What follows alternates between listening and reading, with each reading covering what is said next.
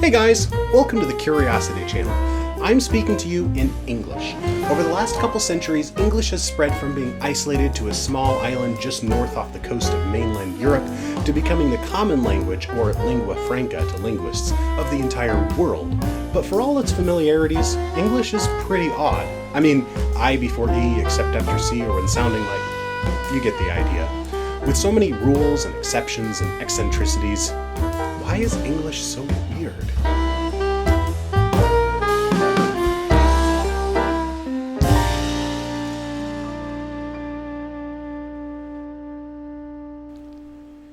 Back in its infancy, English would be unrecognizable as the language we speak today.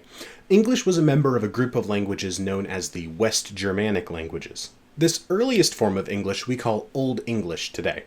Now, most people when they think of Old English think of these and thous, but hold on, we'll get there. Here's an example of what actual Old English would look like. Hwit, we gada en jergadum theokaninga thrumge frunan, hoda edlingas elen fremedon. It is almost unrecognizable. This segment is the first written English we know of. It's from a work called Beowulf. In a more familiar version of English, this text would read, Lo, the glory of the kings of the people of the Spear-Danes! In those days of old we have heard tell how the princes did deeds of valor.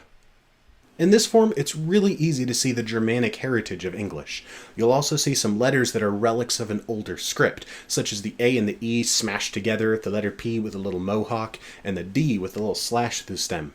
The story behind these letters and why we no longer use them is another topic, but we'll come back to that again later on. This form of the language was what some of the early peoples of Britain spoke. These anglo-saxon settlers came over across the English Channel sometime around 500 to 700 AD and were some of the first settlers in the area today known as the United Kingdom. This specific branch of these West Germanic languages, Old English, was the foundation of the language we speak today.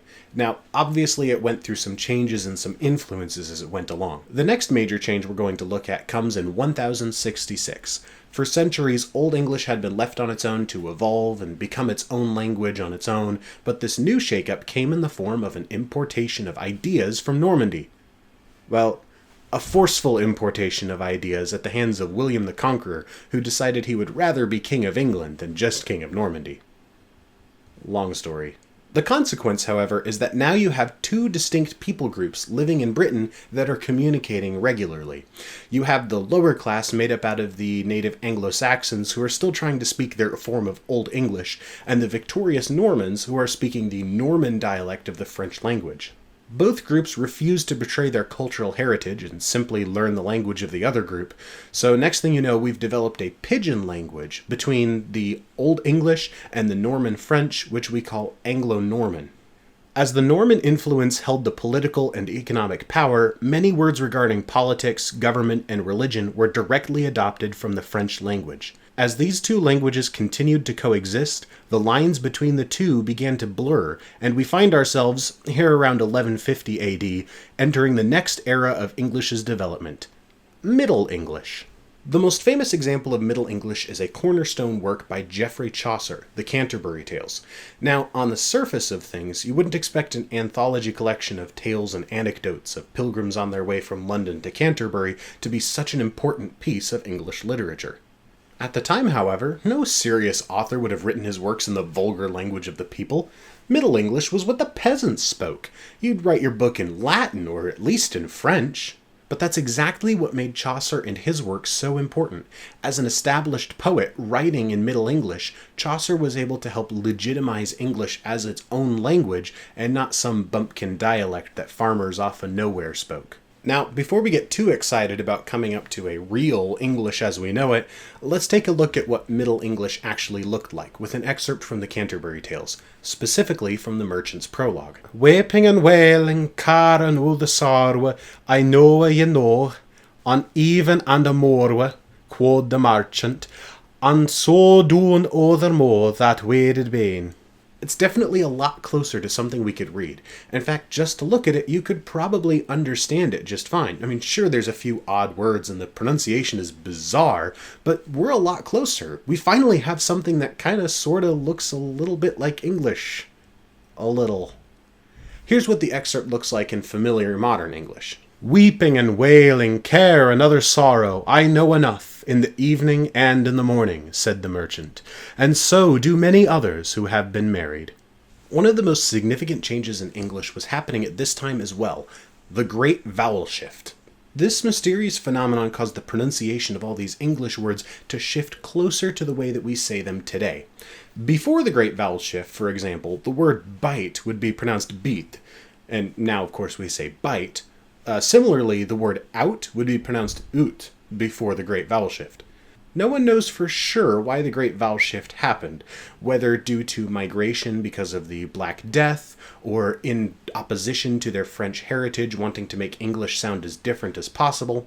Either way, this shift was one of the major stepping stones in making English sound the way it does today. And maybe one of the major reasons why nothing seems to be pronounced the way it's spelled. You see, spelling was being codified around the same time as Middle English, but before the Great Vowel Shift. So many of the words that they decided, yes, this is exactly how we spell it, then they changed how they pronounced it afterwards, but still spelled the same way as before. The next step in this timeline of English takes us to modern English. 1500 AD. Yep, the height of modernity. This was the time of enlightenment, progress, machines. Handwriting became a much more personal endeavor after the importation of the printing press from Europe. Now, English printers had a problem. You see, up until this point, English writers were still using those old symbols we saw before, the P with the mohawk, the A and E smashed together. The thing is, the rest of Europe did not use these letters, so when an English printer wanted to create a sign that said, the old flagon, he was at a loss. For a while, the fad was to swap out the letter Y for that little P with the mohawk. I mean, they look pretty similar, right? This is where the classic ye olde comes from. It's a junction between the old-fashioned way of spelling from before the Great Vowel Shift and the necessity to swap out letters for printers that didn't have uniquely English letters. The printing press wasn't the only contribution the Enlightenment offered to the ever-evolving English language. The revival of study and interest of the ancient works caused the educated elite to begin introducing Grecian and Latin words into the everyday usage of English, including words like atlas, chaos and cloth, and scholar, etc., and alter ego. The most significant writer from this period is none other than William Shakespeare himself.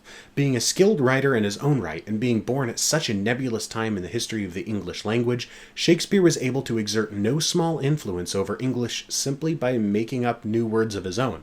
For instance, bandit, critic, and lonely. Through the 18th and 19th centuries, as the English Empire became more expansionist and found themselves spreading across the entirety of the globe, they began drawing influence and words from languages and cultures all around the planet. This brings us up to present-day English. There are basically two forms of English now. There's British English and North American English. Due to the British Empire's global influence through the 17th, 18th, and 19th centuries, and the United States becoming a global superpower and economic cornerstone shortly thereafter, English has become the de facto lingua franca of the entire planet. Basically, if you can speak English, chances are you can find somebody else who does in basically any country in the world. Hopefully, after tracing the development of this Frankenstein of a language through the ages, it'll make the eccentricities of our modern English make a little bit more sense. But for now, get out there, keep talking, and stay curious, my friends. Hey guys, hope you liked this video. If you did, go ahead and hit the like button, let me know I'm doing something right.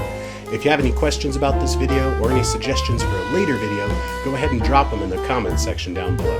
If you'd like to keep up with the latest from the Curiosity channel, go ahead and hit the subscribe button and ring the bell. That'll keep you notified every time there's an update. Thanks again, and I'll see you next time.